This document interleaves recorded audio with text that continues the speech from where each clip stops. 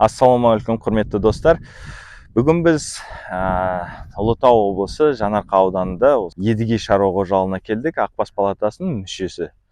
Осы шаруашылық бүгінгі таңда қазір шөп ауқаны басталуда, қызу өте, көріп тұрсыздар. Біз де қазір осы қырда келдік арнайы.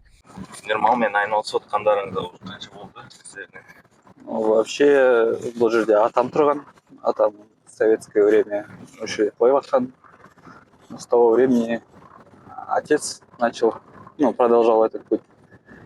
Начали вообще с овцеводства, да? У нас это овцеводческий регион такой, который занимается. Но мы вот буквально 3,5 года назад начали заводить Ақбас, казахской белоголовой породы. Вот по сей день мы еще завозим, развиваемся. Основное сейчас направление идет на строение фермы. Изначально мы когда начали строить вообще путь фермерства, да, я начал создавать первые условия для наших скотоводов, хоть если даже не в степи. Да, мында бір айтайын дегеніміз, біз қазір алдымызда енді 3-ші поколениеде ауыл шаруашылығымен айналысып отқан кісінің бірі сізден. Әкеңіз 3-ші поколение деп айтуға болады ғой, атаңыздан басталса әкеңіз өзіңіз. Енді біз қазіргі таңда алдымызда жаңа технологиялық шаруашылықта көрсетуге тырысамыз. Алдымызда да келешек. Енді әлемге танымал Илон Масктың құрылғылары дейді, соның бір шаруашылықта Қазақстанда енді қолданып отқан өзіңіз. Сол туралы қазір керісті. Енді ол да керек заттың бірі болып есептеледі ғой да. Сөз бол, хабар болсын, шөпті шауып отқан кезінде бірдеңке сынып қалса да, керек болып қалса, бітіп қалса, сол хабарын бірден беретіндей. Енді бізде Ұлытау облысы ғой, жаңа Ұлытауская область. Бізде основное направление бұл жерде негізі коневодство. Ат шаруашылығы. Бұл жерде степь, жайылым, бұл кезде егістік жерлер қатты көп емес, засушливый регион. Сондықтан да біз шөп заготовканы қысқа азық түлікті дайындау кезінде азық кормовая база ғой. Біз нам приходится 60-70 километр кетуге сыртқа. Қазір сол бара жатырмыз да 60-70 километр. Енді сол кезде барған кезде көп айдала сет ұстамайды. Енді постоянно переживаешь, не болып жатыр жақта жігіттер. Соны проблемасын шешу кезінде біз мен интернеттен бүкіл жерден қарап, қандай проблеманы шешімін қалай шешуге болады кезде осы Илон Масктың Starlink құрылғысын қарадық. Бірақ басқа кезде сенген жоқпыз. Енді Қазақстанда да жоқ, әлі покрытие жоқ. В общем, интернеттен тауып әйтеуір рискпен заказали осы құрылғыны. Ол 1 жыл бұрын заказал, осы биыл келді. Қанша ай сонда келді? 5-6 айда жүрді? 5-6 ай жүрді. Қазір енді кім алғысы келеді? Қазақстанда бар, в принципе, сататындар, проблема жоқ. Оның аккаунт арнайы ашу керек, ағылшын тілін білу керек, көбінесе. Жоқ, егерде қосам деген адамдар болса, оны жігіттер бар, қосып береді. Өздері настройки. Главное енді бұл жерде ақшаға келіп тіреледі. Енді ақша тоже тірелген кезде де көбісі айтады, ой қымбат. Негізі экономический шаққанға есептегенде ол қымбат емес. Былай қарасаң, біз жылына 3 мыңнан аса рулон жайындаймыз өзімізге. 3 мың рулон, жылда сіздер өзіңізге не талап қойдыңыздар 3 мың рулон? Бізде негізі жайылымдық жер болғаннан кейін қысқа мал аз түседі. 2 ай, 2,5 ай ғана тұрады. Қалған 8 ай өрісте жайылымда жүреді. Жайылымда жүргеннен кейін бізге экономически бұл выгодно. Әрине, қораға кірген сайын ол күнделікті шығыны бар, ол қораны жинау керек, азық шөбін беру керек. Ал өзі кормовой жаңағы дайындаған кезде, ол шаққан кезде ол копейка уақыт болады. Так что біріншіден шөп бригадирлерде қиналмайды. Кешкішін демалып, өз киноларын көріп, туған-туысқандармен сөйлесіп. Ал Starlink бұл жерде 2 ай ғана жұмыс істейді мысалы. 2 ай жұмыс істейді, одан кейін біз өшіріп қоямыз, келесі сенокосқа дейін бітті, проблема жоқ. Ең бір жақсы жері любой точкаға, Қазақстан, любой точка, хоть тау болсын, ой болсын, қыр болсын, любой жерге келесің, қосасың, интернет істейді. То есть обычный тарелкаларға қарағанда на спутнике оны бір жерге қоясың, оны бір жерге ауыстыру керек, біруға болмайды. А бұл жерде ондай проблема жоқ. Сіздер тағы міне базада қорғанғасына өзінде де тағы интернетпен қолданасыздар. Енді интернетті мында алып, мен көріп тұрмын шантена тұрғанын. Бұл да мысалы бір жаңа жүйелердің бір түрі. Сіз алып жаңада тұрған қашарға да қора бөлек малда басында тұрған кісіге және көршіңізге таратып жатырмын дейсіз. Сол туралы бір кішігірім айтып жіберсеңіз. Енді мынау основной база бізде қыстақ деп аталады ғой. Қыста мал осы жерде жатады бізде, бүкіл мал. Яғни барлық жұмыскерлер қараша айында уже осы жерде болып бір точкада боламыз. Ал жазғы уақытта біз 3 точкаға кетеміз, яғни жылқы ауылы, сиыр ауылы, жаңағы қой тұратын. Жаңағы Starlink тұрған, ол шөпшілердікі, шөп бригада. Біз интернетте бұл енді әр өңірдің өзінің несіне байланысты особенность дейді ғой. Бізде енді Ұлытау облысы индустриалды елді мекен ғой, бұл жерде металлургия және жер қазба байлықтарын қазу деген сияқты дамыған. Яғни сол каналдар арқылы, в общем, осы жердегі жеке бір горно-обогатительный комбинат дейді. Жеке кәсіпкермен сіз келісімшарт болып отырдыңыз да? Олар спутниктен интернет алады өздеріне, оларды кәдімгі өте усиленный предприятияға алатын интернет. Содан мы подпитываемся осы интернетпен на жақтан міне 15 километр жерден. 15-20 километр. Яғни интернет осы жерге келеді, осы точкаға қабылданады, яғни қыстақтың үйдегі, мына жердегі барлығын интернетпен қамтамасыз етілген. Және осы жерден дополнительно біз қой ауылы бар, қойдың жайлауы. Сол қой жайлауына вагончикке малшыға интернет тартып бердік. Осы бір точка кетеді, сол ар жақтан қабылдап алады. Екінші қой жайлауы осы жерден 6-7 километр. Ол да интернетпен қамтамасыз етілген. Тағы бір неміз, ол яғни көршіге көмек жасағанбыз. Көршіміз 25 километр таудың ішінде тұрады. Соған біз интернет қосымша тартып берді. Мұнда бір ерекшелігі, құрметті достар, айтайын дегенім, бұл егерде әр қалада қазір сергек деген бар, бәрі біледі, штрафты сергекті. Сол сергектің антеннасы. Бұл тоқ тартудың амалы емес, беспроводной тоқтың түрі деп есептеледі. Үлкен жүйелі, көп жүйеде таратылатын тоқ жүйесімен, тоқпен таратылмай, ауамен беріледі. Сонда қабылдап алу және де екі антенна қабылдап беру ары қарай. Сонымен таратылымды ары қарай жалғастырды. Сонда мұнда тағы да әлі таратып қосуға бола береді ғой, мысалы. Бола береді. Тағы да бір-екі қосым жасап.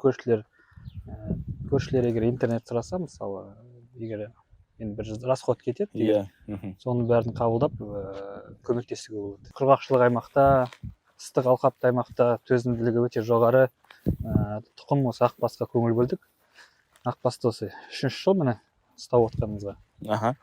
Өте төзімді, өте біздің жергілікті жердің бір несіне адаптациядан өткен порода. Енді сол уақытта біз жұмыс жасаймыз, ал уақытта бір, мен ойлаймын, сапа көп санға жүгірмей, қазіргі уақытта 400 басты айырғарымыз бар. Ішінде беспородный да бар, ақбас та бар, әулиекөл породасы да бар, кішкене шамалы.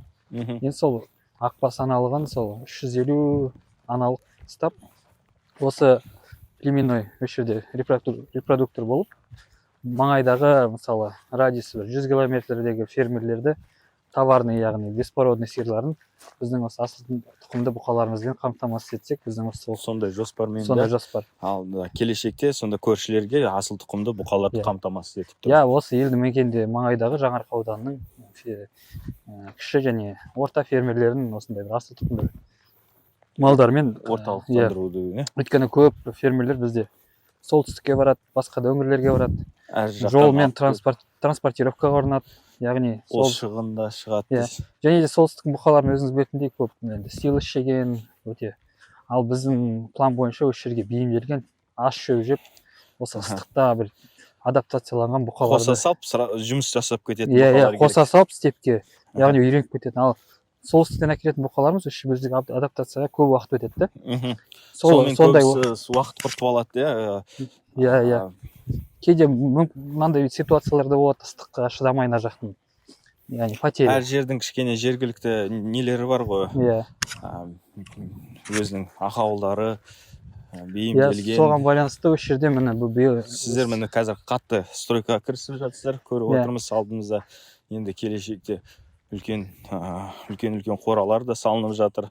Жоспар бойынша енді жоспарларымыз өте жақсы, керемет. Кішігірім енді жай айтып кету, келешекте шаруашылықтарда осы видеороликтер арқылы келешекте деп ойлаймыз. Дайын болған жұмыс жасап тұрған кезде, қора малға дүркіреп тұрған кезде келіп, тағы да бір немізді түсіреміз, видеосъемкамызды, сосын алушылардың пікірін, ой пікірлерімен бөлісіп, солардан пікірлерін сұрап дегендей. Енді ол келешекте кішігірім бастамамыз осындай болған, шаруашылықтарға жеткізу, жай жұмыс жасалып жатқаны. Мынау енді бізде қора емес, бұл зерносклад дейміз. Жем-шөптің қорасы деп. Жем-шөптің қорасы. Бұл жерде шөп емес, тек қана кормовой культура дейді ғой, арпа, бидай, соларды осы жерде тартатын цех болады. Бізде енді егін егетін шаруалар аз, біз субсидияланған регионға жататын болғандықтан жем-шөпке. Біз соның үкіметтің арқасында, осындай көмек арқасында біз осы жерде жем-шөппен толтырамыз. Мұнда енді ерекшеліктері ортасына балка болмау деген ерекше. Трактор кіріп, КамАЗбен кіріп, ішінен бір төккенде арқа қарай шығып кететіндей да ерекшелік. Бұл жерде енді крышада бізде өте қатты салмақ жоқ. Тек қана отпаривание дейді, ыстықтан сақтайды, және де буланудан сақтайды біріншіден. Оның үстінде тек қана профинастил, астында ағаш болды. Яғни екі жақтардың бәрі анкерный болттармен қатырылған. Яғни бізде бірінші қорамыз бар, осындай салынған. Ол да мысалы 3 жыл болды, ешқандай дефект жоқ. Басында айтады, бәрі тіреу болмаса құлайды крыша деген сияқты. Бұл жерде қар тұрмайды оның төбесінде, уклонның бәрін ойластырып салса, ондай ешқандай проблема туындамайды. Қабырғасына келсек, қабырға бұл өзіміздің жергілікті кәсіпкерлердің пескоблогы. Бұл жерде оның материалдың ерекшелігі жазда салқын болады, және де бұл өте прочный, мықты материал. Жылдан жылға қатая береді. Енді мына жерде бізде қазір 400 квадрат ішінде біз биыл 100-120 тонна биылға жоспар. Биылға.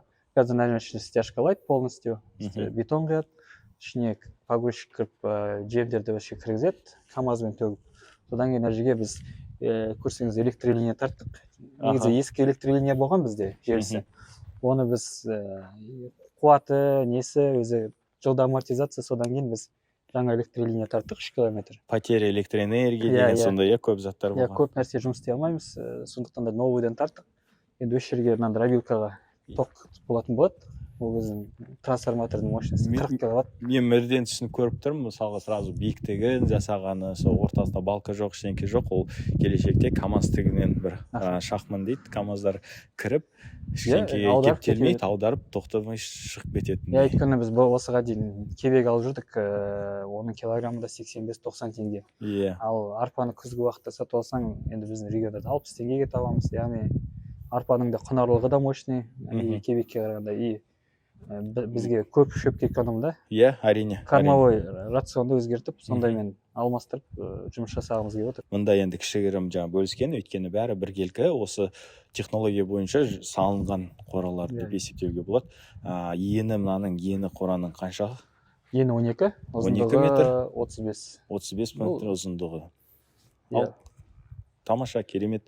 Биіктігі де бір 3 метрден 3,5 метрге дейін барады. Биік болған жақсы, өйткені ауасы кең болады. Сосын крышаның уклонында кішкене қар ұстауға. Әрине, қар ұстауға, негенге. Сол жағынан бізге өте көмек. Давайте келесі мал қорасын көрсетейін.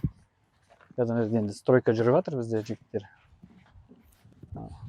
Ішіне кіреміз ба? Жоқ, сырттан да, идентичная технология построена, в принципе. Сол самый, біздің болашақта қысқы аяз, 40 градус аязға дейін кейде аяздар болады бізде. Сол уақытта біз сиырды андай жел борандарда кіргізетін осы нелер, қораларымыз. Мына жерде біздің ескі қорамыз. Ерекшелігі сол тоже трактор кіріп, бірінен қораны тазалап, ары қарай шығарып кету. Екі кубтық біздің фронтальный погрузчигіміз бар, Китайда. Жүріңіз былай қарай жүре берейік. Сол кіріп, адамның қолы сөз күрек ұстамай, соның үшін тазалап, өзі бір адам 300 басты бір адам басқаратындай қылып жатыр. Автоматты түрде, автоматизированный. Шөпті де. Енді қазір бізде план мына жерде загон салып жатыр.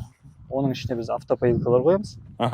Бізде 300 басқа, 100 бастан 3 автопоилка қойылатын болады. яғни бізде қысқы уақытта қалай сиыр суарғанда астау қатып атады, құдық қатады, сосын мұзды ойып насостарды шығарып, сондай бір андай уақытты көп кетіретін жұмыстар да. Тиімсіз. Шаруашылықта жүрген кісілер түсінеді. Мұзды ою керек, қыста аяз қатып қалды, су кетіп қалды. Сосын астауға келгенде 200-300 сиыр суарған кезде ол бәрі бірдей су ішпейді. Бір анау көп ішетін, анау аз шығып қалады, біреуін итеріп тастайды деген сияқты. Су өзі сиыр сумен семіреді ғой. Әрине. Сондықтан да біз автопоилки постоянно 24/7. Алдында су постоянно тұратын. Жылы су. Яғни мал жылы су ішкен, қыста жылы су ішкен мал өте қонын сілмейді. Сондықтан сондай автопоилкалар қойып жатырмыз. Енді оның мен айтпаймын қысымды қымбат тұрады деп, бірақ тиімділігі көп. бір жылда ол өзін ақтап шығады. Главное, енді электроэнергияға да тоже сол, мысалы насостарды құдыққа салып сосақ, сол да энергияны жұмсайды. А бұл жерде суды металлды ысырап қылмайды, астаудан төгіліп лишний су ақпайды. Өзі қанша ішті, сонша потреблениесі. Мен мынау қораны салғанда өздерің есепке салып, мысалға мына қораларды салып, сосын келесі қора салғандары, бұл өте с учетом нюансов да, дорабатывали, жыл сайын келесі қорған тағы да жақсы қылып салып отырса, одан да тағы салынып отыр. Енді бұл жерде біз ерекше регионбыз ғой, енді қарасаңыз. Көрдіңіз, маңайымызда егін жоқ, кругом жайылым, степ. Мал бізде 8 ай, енді 9 ай степте жүреді. Яғни экономикалық жағынан бізде өте тиімді солтүстік региондарға қарағанда. Бірақ енді егін өспейді, кормовой бізде кішкене не болса, бірақ біз оны сатып аламыз. Облыс бізге бөледі, бюджет басындай мал басына. Соны көбейген арқылы бізге экономика ретінде біздің 70-80%-імізі түсінікті. Бұнда енді сіздер расколға фиксатор қойдыңыздар, фиксатормен қолайлы жұмыс жасалып жатыр ма? Өзіңіздің көз қарасыңызбен бөлісіп қойсаңыз. Өйткені көбісі енді раскол фиксаторды да көбісі айтады, не керегі бар, қолмен құлатып, мүйізін ұстап дегендей. Фиксатор туралы айтып кетейін қазір. Ал бізде не ғой? Телеайтынса біз аулар тұратын. Мынау сауын сиырлардікі ғой, оларды енді келешіп айттым ғой жаңағы. Лучше 30 сиыр сауғанша. Высокодойный бір 10 сиыр ұстаймын. Өйткені уақытты бәрі соған кетеді, көп таңертең 2 сағат. 30 минуттың ішінде 10 сиыр сауып. Тура сондай өнім алатын. алатын. Біз уақытта жұмыс істемейміз вообще. Бұл өзіңіз үшін де. Өзіміздің қаймақ, майға жинауға. Мынау енді простой бізде фиксатор, модерный деген Петропавлдан. Біз енді бұл жерде бұрын 200 басты 2 күн кететін кейде. Обработкаға бірден ексең де, прививка, ивермек салсаң да. Қазір 200 бас сиырды 2 сағатта осымен. 2 сағаттың ішінде? Тез. Тез, тез. Сиырды басында енді үйренбеген, 1-2 кіргеннен кейін уже сиырлар өзі үйреніп, осыған тұрып. Әрине, жағдайыңа қарап енді аласың ғой, бұл енді бұл самый бюджетный варианттар фиксатордың. Жоқ, бұл да енді былай қарап тұрсақ өте ыңғайлы, қолайлы зат қой, дұрыс па, көп затты. Мысалы сіздер қарап тұрым, доработали, қаңылтыр қойып тастадыңыздар, басында ашық болған кезде мал көріп жүрмейді дұрыс. Қаңылтыр қойғаннан кейін тік жүре бастайды. Онда енді көбісі біздің де мақсатымыздың бірі бүгін көрсетіп, түсіндіріп, айту, не себепті осындай істеп отыр, не себепті. Сол мақсатымыздың бірі сол ғой. Сіздерге келіп, шаруашылыққа қолмен ұстап, көрсетіп, бәріне түсіндіріп айту. Жергілікті сілмен. Енді кімде 200-300 бас сиыр ұстайды, оларға осы типті фиксаторлар жарайды. Енді әрине канадский фиксаторлар бар, оған біз әлі өйткені немізде өскен жоқ, өйткені біз ол ақшаны басқа направлениеге стройкаға жасалады. Бұл уақыты келе өздері араластырып, ауыстырып. Мынау бізге жылқыға да, сиырға да арналған негізі. Бізде жылқы да бар, сиыр. Жылқыны да кіргізесіздер ме осы арқылы? Кейде бізде жылқыны бұлай кіргізе қоймайды, анда-санда бір асау нелерді кіргізіп, осы жерге таңба басқанда кіргізеді. А так 300-200 басқа бұл керемет. Бізде өйткені степте жүреді, енді жайлауымызға да енді осыны болмасын басқа фиксаторды қоямыз переносной. Өйткені жазғы уақыттарда біз мал бұл жерде емес, жайлауда осы жерден 30 километр жайлауда болады. Ол жаққа да осындай айтып қойып, алла қаласа сол жақты да қамтамасыз етеміз осындай фиксатормен. Керемет енді. Енді мына баз бізде бұл ең бірінші салынған баздар. Осы. Бұл енді кішкене ақша жағынан кішкене қымбаттау шықты. Анаған қарағанда өйткені блокпен кран керек болды да, көтеру керек. Сол жағынан кішкене. Енді потом поняли, что андай материалмен салып, и прочный еще. Легче, да? Нюанстарын өздеріңіз есептеп, Міне мына жерде де қораның көрсетейік дегеніміз. Мына жерде енді жарық көп түседі дегендей, ортасына жарық. Бұны енді айтып өтейік қораны. Бұл кезде екі жағынан да поликарбонат жабылған. Бірақ бір ошибка, бұны бір жағынан да жаба салуға болатын еді. Өйткені жазғы уақыттарда енді бізде мал қорада тұрмайды ғой ешқандай. Иә. Қысқы уақытта өте қолайлы. Қысқы уақытта ішінде ылғал болмайды. Ішінде астындағы мал жүргеннен кейін барлығы кеуіп тұрып, дымқыл кетеді. Главный сол. Ал негізі келесі салам деген жігіттер болса осындай қора, лучше бір жағына қарап, әр жерден 10 метр сайдан қойса да жеткілікті екен жарық түсуге. Ал мен өзім тікелей емес, жай кішігірім да жарықты қоса. Ал менде осы 60 метрдің бәрі жарық енді. Бірақ қыста жақсы. Сосын вытяжка, да? Вытяжканы енді биыл дорабатывать етеміз кішкене. Арғы қорада өткен байқадым, сіздерде уже арнайы вытяжка жасап, сыртқа ауа кетіп қалатындай. Мына жерде прям ішіне кірген кезде белгі бірден көрініп тұрды. Салынып тұрған ыстық ауаның ішіне. Енді осы биылдан бастап вытяжкаларды жөндеп, одан кейін бірақ бір жер все равно ыстық болады жазда. Бірақ біз жазда бұны қолданбаймыз. Жазда қолданбаймыз. Бізге қысқа керек. Қысқы уақыттарда іші құрғақ тұру керек. И іші ыстық болу керек. Жазғы уақытта бізде қорада мал тұру деген ол енді. Әрине ол қымбатқа шығып кетеді. Қорада мал ұстамаймыз жазда. Бәрі степте жүреді, далада жүреді. Ал егерде чуть-чуть доработкаға керек келсе, бір жағынан 10 метр сайын қойса жеткілікті негізі. Жеткілікті. Жарық түсу үшін. Керемет. Енді біз бағана айттық қой проблема. Сен айтасың. Бұндай жерде обычный тарелка, спутниктер өте қиын, өйткені вагон былай жүреді, километр 10 көшіп жүргендіктен бізге мобильный керек болды да. Сондықтан Starlink'ның құрылғысы бұл спутниковый интернет. Кез келген жерге қоясыз осы спутникті. Ол өз қосқан кезде өзі настройкасын тауып, северде спутникті ұстап алады. Енді Илон Маск бәленбай спутниктер ұшырды ғой. Сол арқылы кез келген точканы әлемді осы ұстайды. Мынау астан тарелкасы. Бұны мысалы вагон көшет, осылай қояды. Салмағы бір 3-4 килограмм, бір адам көтеріп жүре береді. Даже балада көтеріп кетеді. Осыдан спутникті қабылдайды да, біздің неміз бар. Мынау біздің қосымыз ғой енді, жазда шөп шабады. Осы жерде көшіп қонып, осымен поляларда шөп шабады. Қазір көрсетейсіздер.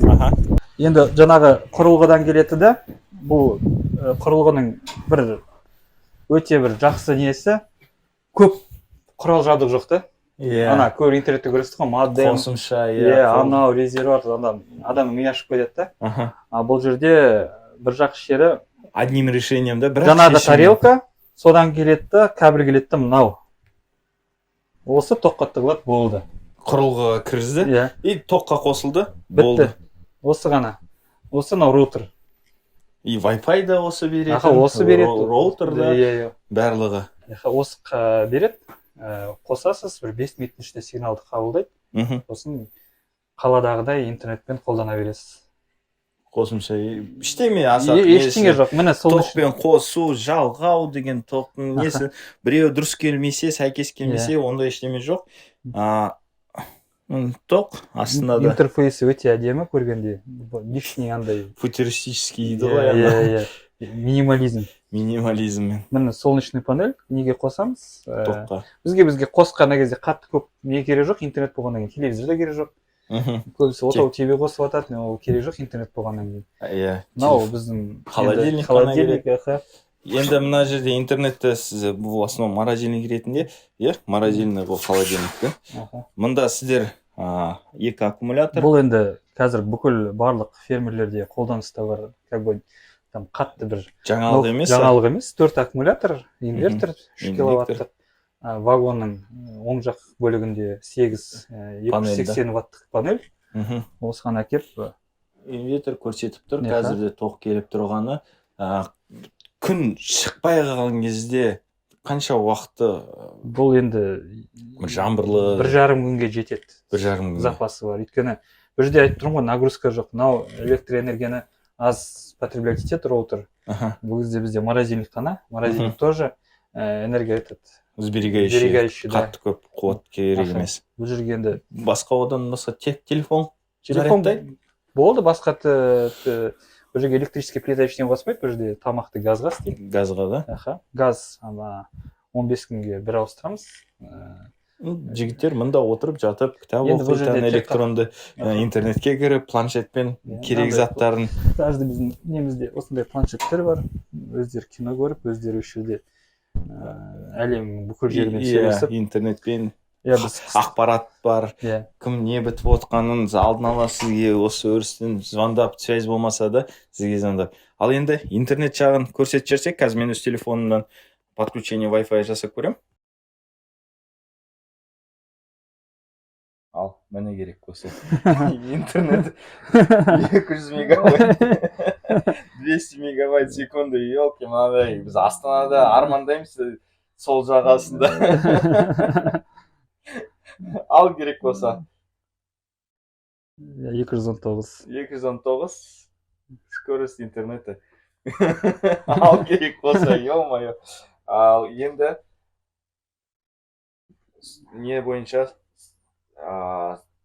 ақшасы жағына келген кезде. Енді біз экономически санап берейін. Біз 3000 рулон шөп шығамыз осы жерден. 1,5 айда. 3000 рулон деген біздің региондағы оценкамен 15 мыңнан рулон біз жақта. Өйткені шөп аз. Это 45 миллион санағанда. Оборудование құрылғысы 900 мың теңге. 900 мың теңге. 1 миллиондай. Енді абонентский плата бізге 2 айға 160 мың теңге кетеді мына жерге. 2 айға. Бір ай сонда 80 мың. Ол независимо да, бір жылға төлейсің ба, бір айға төлейсің ба? Жоқ, сіз былай, бұл жерде былай да, абонентский неге кошелек бар өзің, соған 80 мың саласыз.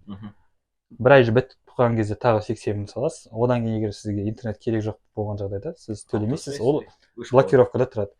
Келесі қосқан кезде төлейсіз, ол автоматом блокировка ашылады, бітті. То есть сіз не обязательно 12 ай қолданып, там ақшаны босқа кетіріп деген сияқты. Біз өйткені қыста барлық жағында бізде интернет қамтамасыздалған, ол жақта басқа интернет түрлері. Ал именно осы мынандай открытый пространствода жылжымайтын, жылжып жүретін жерлерде осы интернет самый практичный. Әрине, бүгінгі таңда заманға сәйкес енді келетін осы интернет 200 мегабайт секунды берілетін. Енді осындай өрісте не связь жоқ, ештеме жоқ, тоқтанып өзінде мысалы электроқуаттың көзін алып отырмыз. Осындай интернетімізбен қолдану әрине ол. Мұнан отырып қазір видеосвязьмен де шығуға болады деп айтуға болады. Әлгі бұл Қазақстан әлемнің. Енді келесі жылдары біз әлі модернизация жасаймыз, вагон жасаймыз 12 метрлік.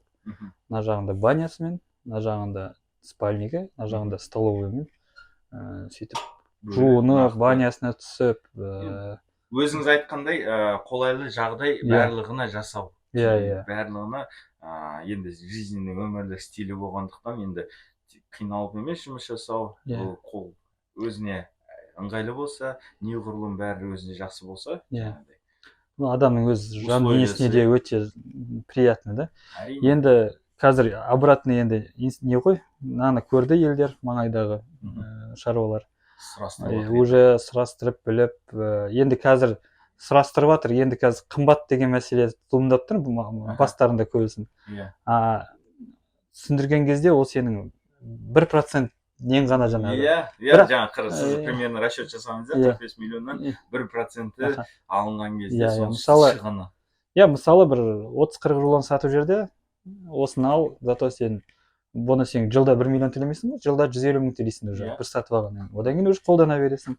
Соны енді біздің фермерлерге ұғындырып, түсіндіріп жатырық. Енді мен ойлаймын, келесі жылы минимум бір 2-3 адам уже осыны алады. әрине біз де бүгінгі таңда не себепті келіп отқанымыз осыны көрсетіп, әр Қазақстанның түкпір жеріндегі біздің азаматтарымызға қолайлы жағдай жасаудың амалын көрсетіп, өйткені енді сөзбен айтқанда видеороликін қарағанда ол бір, ал біз келіп арнайы осыны түсіріп көрсетіп неткен кезде интернеттің қандай скорості бар екенін бәрін көрсеткен кезде көп шаруашылықтар міндетті түрде осы біздің бүгінгі таңда видеомыздан кейін де тағы бір кем дегенде бір 10 шақты шаруашылық ұсыныс ретінде ала бастайды. Өйткені тау да бар, лепсіні көрдіңіздер, сол секілді таудың өзін өрістер жетін, ол бүкіл әлемнің любой точкасынан осы интернетке қолданылады. Қазір даже мысалы Американың өзінде де қолданып жатыр да осыны. Мысалы Американың өзінде де сет ұстамайтын жерлер бар. Дачалары, не ранчолары. Енді қазір не только бізде сенокос қана ғой мына жерде. Енді мен ойлаймын, қазір бізде жылқы асырайтын үлкен хозяйстволар бар. Соларға аренда ретінде келесі қолданып тұрыңдар жігіттер, мен бәрібір қазір шөп шаппаймын, ештеңе керек емес. Даже мысалы жылқы ұстайтын степке кетеді, олар да осылай қоспен жүріп отыратын хозяйстволар бар. Соларға да ең керек қолайлы зат. Қазір надо идти. Заманға заманауи жүру керек сәйкес. Ал енді біз ары қарай жүрейік, енді бұнда көрсетіп, жігіттер кухнясын жаңасында мына жерде газ дедіңіз, енді біз вагончиктің ішіне кіріп, мына жігіттер өсті шөпте жүрген, жататын бөлмесі болса, енді мұнда шай, дастархан, тамақ, шоу. Мына жерде енді біз мынау бұрынғы совет үкіметінің вагоны болған, от предков осталось дейді. Соны алып чуть-чуть модернизировали, енді модернизация деген түгі жоқ, әртеу бір ремонттап, қолай жағдай. Енді келесі жылдар жаңағыдай капитально евро ремонтымен, кондиционерімен, арнайы кәдімгідей. Мұнда мен қазір тұрмын, өзімнен өзіне салқын. Жаңа холодильниктен мұздай напиток берді, ол қандай керемет? Мысалы шөптен келеді трактордың ішінен. Енді трактордың ішінде бізде кондерлер бар. Келеді, все равно ыстық уақыттарда келіп, қаладағыдай магазинге кіріп су ішкендей. Это тоже фактор, да?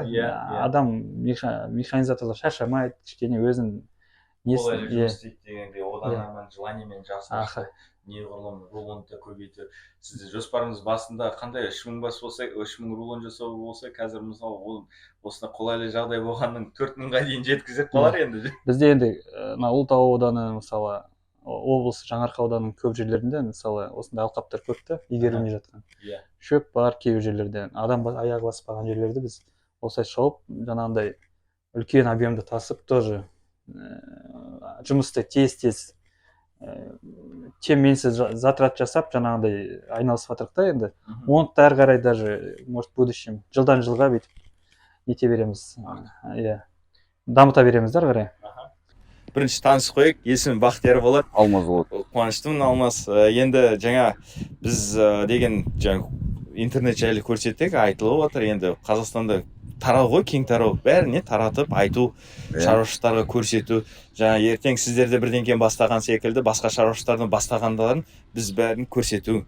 Енді неғұрлым жақсы заттарды көп енгізсек, соғұрлым өнімді де жақсы болады дегенде, бәріне кемшілікпен таралғаны, кешке қарай келіп интернетте. Енді өзіңіз бір-екі ауыз сөз жаңағыда интернетпен кешке қарай қалай келіп қолданған, қаншалықты болды қолданып жүргеніңізге, соны туралы айтып жүрсеңіз. Енді мені қолданып жүргенімізге мені жарты айдай болып қалды. Тамаша, өте қолайлы. Бір жерде сынып қалса, бір нәрсе продукты бітіп қалса, су бітіп қалса, сразу звондап хабарын береді да. Айтпаса уайымдап отырасың үйде, қашан звондайды, өзің келесің қаншама километр, мотоциклмен. Иногда машинамен келесің, продукт тасуға әйтеуір ыңғайлы міне. Любой жерде амандықты біліп отырасың да. Әрине. Жақсы, рахмет істеген адамдарға. Осы ойлап тапқан. Керемет, негізінде қырда жүрген кісілер қаншама біздің Қазақстанда шаруашылықтар бар, қырда жүр, біреулер бір айлап, бір-екі айлап бармайтындар. Сол қарым-қатынас қой арасында біліп қою. Кейде болады, аяқ асты заттар болады, бұл білмейтін. сондай секілді өмір болғаннан кейін бола береді ғой, неше түрлі. Даланың аты дала ғой. әрине сондайдан енді қарым-қатынас тұрғанға, связь тұрғанға сіздерге өте қолайлы да, тамаша. Енді жаңа біз интернет скоростьті тексеріп шықтық. Шын айтсам, біз Астанада сол жағада ондай интернетті армандаппыз енді.